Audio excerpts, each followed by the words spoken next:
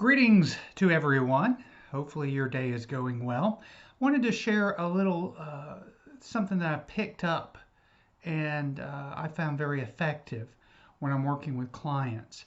And it's specifically a way to ask a question that stimulates a little more brainstorming on part of the client, but also fosters a more of a collaborative engagement between therapist, coach, and or client.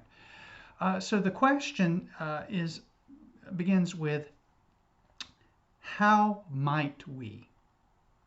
Now, I learned the power of how might we questions when I was reviewing a course on business and entrepreneurship. This is something that came out of the field of business and has been applied to education. It's a great question, a great framing of a question, because basically it gives us a great opportunity when we hear this how to design solutions to problems. Because as we all know, in our work, problems sometimes become overwhelming to the person who's experiencing them, may even be overwhelming to the therapist who's trying to solve them as well. But if we can kind of chunk down a little bit, but not too much, and kind of engage the client into where both therapist, coach, and client are engaged in a co-creative experience of looking for solutions or resources. I think sometimes really remarkable things come out of this. Let me explain a little more. So let's say a client comes into your office and has been suffering from depression or procrastination or those kind of things. And again, as I've repeatedly stated, excessive investigation of why they're experiencing this rarely does much to change, future behavior, actions, and emotions. So when we kind of hear that the client is needing a particular resource based on their problem, we can begin to frame questions that can create a collaborative engagement. So how might we? So somebody comes in, let's say they're depressed and they're laying in bed too much, not getting up. What's the resource they need? It may be a little bit of energy. It may be a little bit of enthusiasm. It may be something like that. So rather than say, how might we not have you be depressed? We go to what to find the resource. So might frame the question like, how might we find one small little thing that might be kind of intriguing to you this week? So when we kind of break it down a little bit, but not too much, this how might we, not how might you, how can you, the person who's having all these problems, come up with your own solution? It gives a place where both of us can communicate, hence a collaboration. It also helps to break the problem down to small action steps. So if someone's depressed and they don't feel very motivated and energetic and are laying in bed too much, can't seem to get up, if just by asking, how might we find a really unique thing, small thing for you to do this week?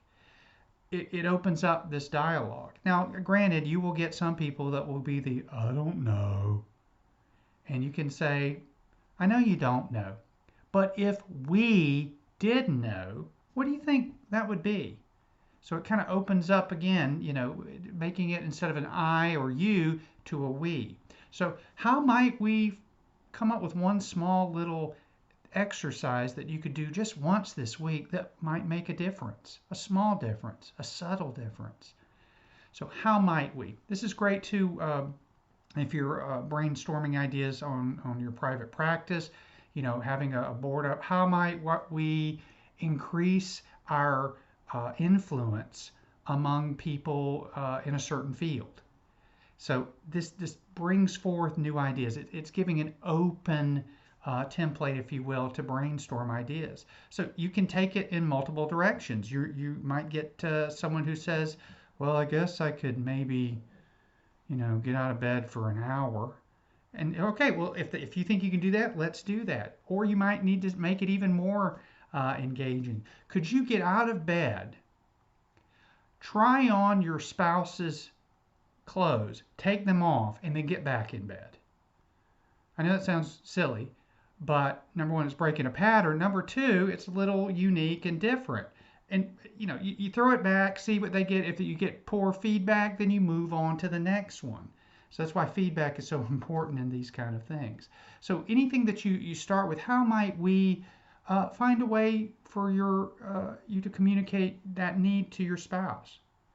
It takes the spotlight off the client to some degree, and it creates this idea that we are working together. Hence, opening opportunities to design and redesign the situation.